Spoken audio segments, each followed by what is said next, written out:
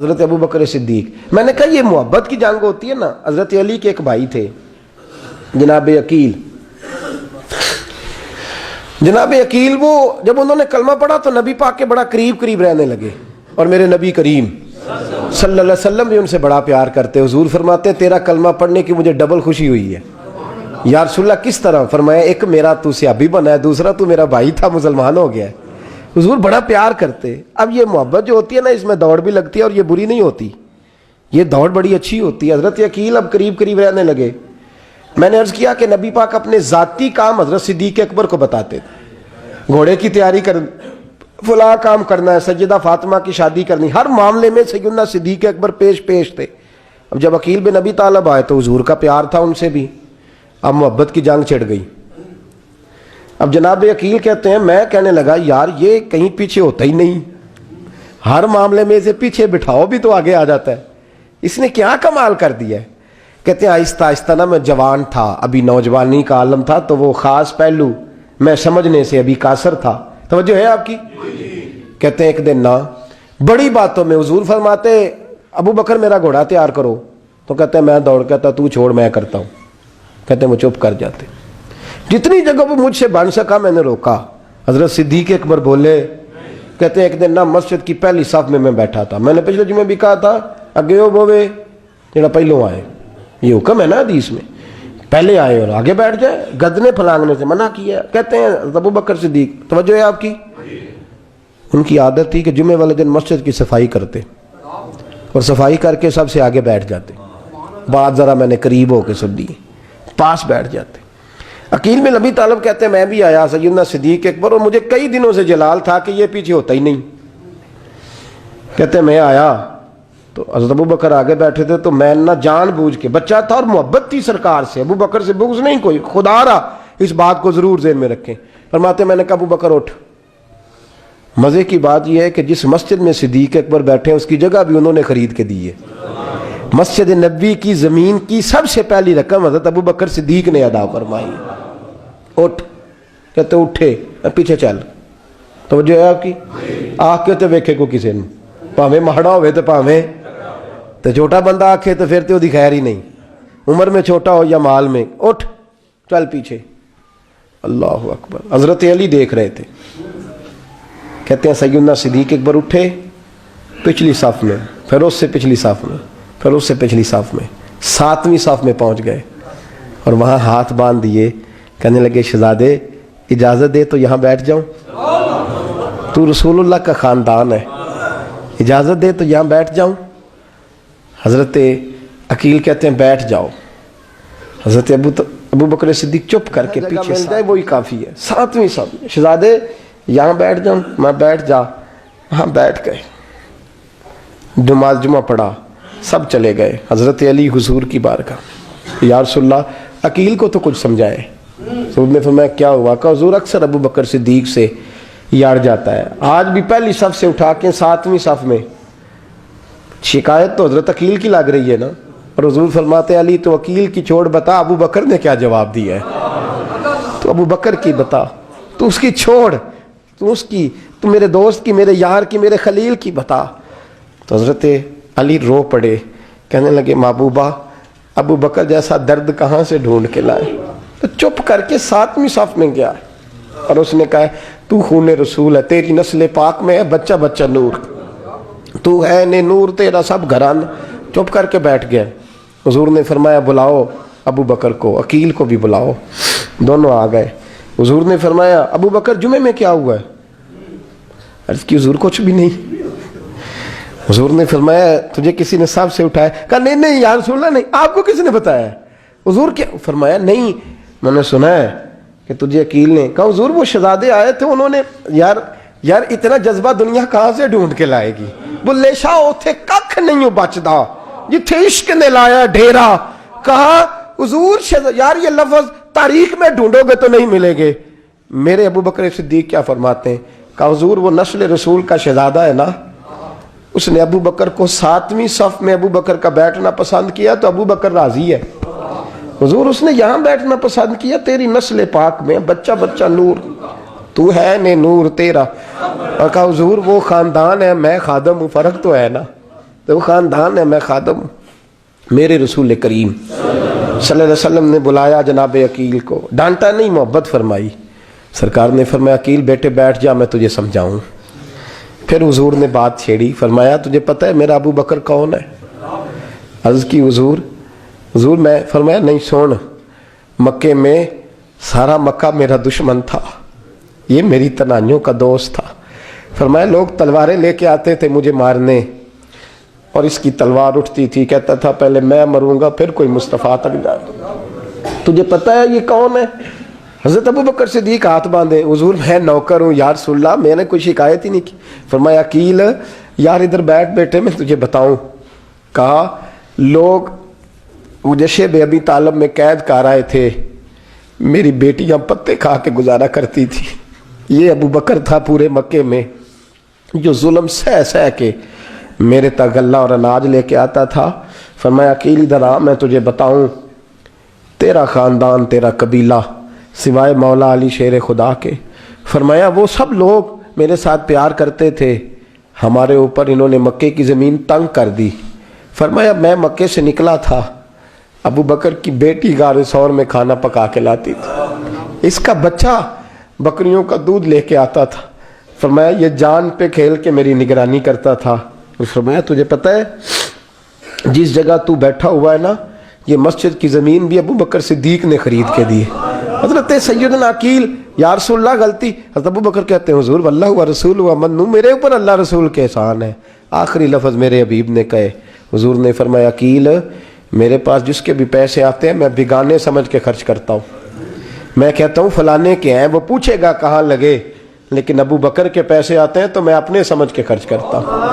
اور میرے رسول کریم صلی اللہ علیہ وسلم نے فرمایا میرے ساتھ جس نے نیکی کی میں نے بدلہ چکا دیا ہے، ابو بکر کا میں نے بدلہ دیا ہی نہیں۔ قیامت کے دن جب سب جنت میں جانے لگیں گے تو میں اس کا بازو تھام کے اللہ کی بارگاہ میں لے جاؤں اور میں کہوں گا یا اللہ میرے مولا، کلمہ پڑھنے سے لے کر غار تک، غار سے بدر تک، بدر سے احد، حنین، خندق، تبوک اور مزار تک، یا اللہ اس کی بڑی نیکیاں ہیں، اسے تو ہی بدلا عطا فرما۔ میرے دوستو یہ رنگ حضرت سیدنا صدیق اکبر، بس وہ اقبال نے کہا کہ صدیق کے لیے ہے خدا کا رسول اور اس سے آگے پیچھے کچھ نہیں۔ یہ جو ماننے کا انداز ہے نا، یہ دیکھیے نا، حضرت ابو بکر صدیق، بڑی دفعہ آپ نے بات سنی ہے لیکن اس بات کی لذت بڑی شاندار ہے۔ حضرت عمر نے طبیب بلایا ہے ابو بکر کو دکھانے کے لیے ملک شام، پہلے مانتے نہیں تھے، مولا علی کی سفارش ڈالی، پھر دونوں لے کے آئے، سیدنا علی المرتضیٰ بیٹھے ہیں، حضرت عمر بیٹھے ہیں، کہتے ہیں طبیب کو چیک کرو، ملک شام کا بڑا ڈاکٹر ہے۔ چیک کر لیا تو ڈاکٹر کہنے لگا کوئی مرض نہیں، کوئی تکلیف نہیں، کمزوری بڑی ہے، کمزوری بڑی ہے، ان سے پوچھے انہیں کیا مرض ہے۔ تو حضرت عمر کہنے لگے یار بول کیا مسئلہ ہے تجھے، کیوں اتنا کمزور، اتنا بیمار رہتا ہے، کیا پرابلم ہے، کیا مسئلہ ہے؟ تو حضرت ابو بکر صدیق نے آنکھیں کھولیں اور کہنے لگے عمر تو قسم اٹھا کے بتا، تجھے پتا نہیں مجھے کیا مسئلہ ہے؟ تو اٹھا نا قسم، جنہاں دے دل بر جانی بچھڑن، کون روے پھر تھوڑا، سب روگاں دائی روگ محمد جس کا نام وچھوڑا۔ تجھے نہیں پتا تو بول، اگر خبر ہے تو پوچھتا کیوں ہے؟ میرے دوستو کمال دیکھو، مدینے میں آج بھی مصطفیٰ کو سلام کرو تو ساتھ ہی صدیق اکبر لیٹے ہوئے، ساتھ ہی لیٹے ہوئے مدینے میں۔ ابو بکر صدیق روز رات کو جا کے اس کے گھر کا کام کاج کر کے آتے۔ کام بتاؤں کیا تھا اس کا، جاگ رہے ہیں آپ لوگ؟ اس زمانے میں نا لوگ باتھ روم گھر میں بنا لیتے تھے، شاید پرانے لوگوں نے دیکھے ہوں، وہ اس کے اندر ہی پیشاب پخانہ رہتا تھا، وہ آتے تھے ملازم تو وہ اٹھا کے باہر پھینکا کرتے تھے۔ وہ بی بی گھر کے اندر پیشاب کرتی، نابینا ہے، وارث کوئی نہیں، ابو بکر صدیق آتے، امیر آدمی، اور اس کا وہ پخانہ پیشاب اٹھا کے باہر پھینک کے آتے، پھر اس کے گھڑے میں پانی بھر کے لاتے، پھر اس کے گھر میں جھاڑو دیتے، پھر اس بوڑھی عورت کو کھانا کھلاتے، پھر اس کو خرچہ دیتے، پھر اس کو کہتے کہ فلاں آدمی کی تیرے پڑوسی کی میں نے ڈیوٹی لگا دی ہے، ضرورت ہو تو اس کو کہہ دینا۔ بڑے زمانہ خدمت کی۔ ایک دن حضرت عمر فاروق اس بی بی کے دروازے پہ چلے گئے، دستک دی، اس نے کہا کون ہے دروازے؟ کہا میں عمر فاروق ہوں، عمر بن خطاب ہوں، پتہ چلا ہے آپ لوارث ہیں، میرا دل کرتا ہے میں آپ کے گھر کا کام کاج کر دیا کروں۔ تو بی بی کہنے لگی نہیں، ایک بندہ آتا ہے کئی سالوں سے وہ کر رہا ہے مجھے وہی ٹھیک ہے، ایک آتا ہے بڑے سالوں سے کام کرتا ہے وہی ٹھیک ہے۔ تو حضرت عمر کہنے لگے میں نے بھی کام ہی کرنا ہے، کچھ اس سے کرا لیں، کچھ مجھے موقع دے دے نیکی کا۔ کہنے لگی نہیں وہی ٹھیک ہے۔ تو فرمانے لگے میرے اندر کیا نقص نظر آیا ہے، اماں جی مجھے بھی ٹائم دیں۔ تو بی بی کہنے لگی نہیں وہی صحیح ہے۔ حضرت عمر جذباتی آدمی تھے، جلالی آدمی تھے، کہنے لگے میں نے کہا نہیں مجھے بتاؤ میں کیوں نہیں کر سکتا۔ تو بوڑھی اماں کہنے لگی تجھ میں اور اس میں فرق ہی بڑا ہے۔ کہا وہ کیوں؟ کہنے لگے اتنے سال ہو گئے اسے آتے ہوئے، اتنے سال، تو پہلے دن آیا ہے اور آتے کہہ رہا ہے میں عمر بن خطاب ہوں، اپنا نام بتا رہا ہے، سالوں ہو گئے میں روز پوچھتی ہوں تیرا نام کیا ہے، وہ بتاتا ہی نہیں۔ وہ کہتا ہے اماں میں کام صحیح کرتا ہوں تو نام کو چھوڑو، نام بتا کے کیا کرنا ہے۔ فرمایا یہ تھوڑا فرق ہے، اس نے اتنے سالوں میں نام نہیں بتایا اور تو پہلے دن ہی آگے کہہ رہا عمر بن خطاب ہوں، تو ابا جی کا بھی نام بتا رہا ہے، میں نے نہیں کام کرانا، مجھے وہی صحیح ہے۔ نام نہیں بتاتا، نوکری پوری کر جاتا ہے۔ حضرت سیدنا عمر فاروق فرماتے ہیں میں تہجد کے وقت جھاڑیوں میں چھپ کے بیٹھ گیا، کہتے مسجد نبی سے وہ شخص نکلا، چہرے پہ نقاب، پیروں سے ننگا، اور میں نے اس شخص کو خرامہ اس بوڑھی عورت کے گھر کے قریب جاتے دیکھا، تو پیچھے سے جا کے میں نے کہا او مسافر چہرہ تو دکھا۔ تو کہتے ہیں چہرہ اٹھایا تو ابو بکر صدیق تھے، صدیق اکبر تھے۔ حضرت عمر فاروق فرماتے ہیں میں نے کہا تو جوتی کو اتار کے آتا ہے؟ تو کہنے لگے جوتی سے جب چلتا ہوں تو پیروں میں آواز پیدا ہوتی ہے جوتے کی وجہ سے، پڑوسیوں کو تکلیف دینے کا مقصد تو کوئی نہیں نا۔ اور فرمایا جب جوتوں سے آواز پیدا ہوگی تو گلی محلے والے پوچھیں گے ابو بکر کدھر جا رہا ہے، تو میں نیکی کسی کو بتانا نہیں چاہتا۔ تو فرمایا ابو بکر کب سے آ رہے ہو؟ فرمایا چھوڑ عمر، بس دعا کر رب میرا آنا قبول فرما لے، تو دعا کر سرکار کی بارگاہ میں حاضری صحیح لگ جائے، چھوڑ میں کب سے آ رہا ہوں، کس وقت سے آ رہا ہوں، اس مسئلے کو چھوڑ، تو یہ دیکھ پانی پر نسویلیاں رنگا رنگ کڑے پرے آؤ سدا جانیے جس دا توڑ چڑھے۔ یہ بات آپ نے درجنوں بار سنی ہے، لیکن اس پر غور تو کرو میرے دوستو کہ حضرت عمر فاروق فرماتے ہیں جن دنوں تبوک کے لیے میرے نبی نے اعلان فرمایا میرے حالات اچھے تھے، ابو بکر کے اچھے نہیں تھے، مالی حالات کمزور تھے، کچھ مسائل تھے، میرے اچھے تھے۔ میری سرکار نے اعلان فرمایا کہ پیسے دو، فرماتے ہیں چونکہ میرے حالات بھی اچھے تھے تو میں نے کہا اس دفعہ پہلا نمبر میرا ہی ہوگا۔ فرماتے ہیں آدھا مال گھر کا، یہ بھی بڑی دلیری ہے۔ کتنا؟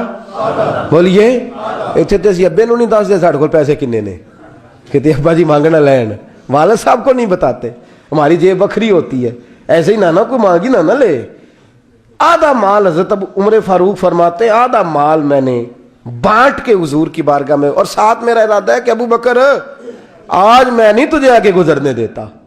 فرماتے ہیں مال پیش کیا، تھوڑی دیر گزری تو ابو بکر بھی آ گئے، اور منظر کیا ہے؟ کہتے ہیں انہوں نے قمیض پہنی ہوئی ہے بوریے کی، سر پہ ٹوپی کوئی نہیں، پیروں میں جوتا کوئی نہیں، سر میں ٹوپی کوئی نہیں، پیروں میں جوتا کوئی نہیں۔ کہتے ہیں ابو بکر صدیق آئے، سب کا مال آیا، مصطفیٰ کی بھی اتنی توجہ نہیں تھی، پر جب ابو بکر آئے تو میں نے مصطفیٰ کریم کے انداز بھی بدلے ہوئے دیکھے، اس شخص کے آنے پر بدلے ہوئے دیکھے۔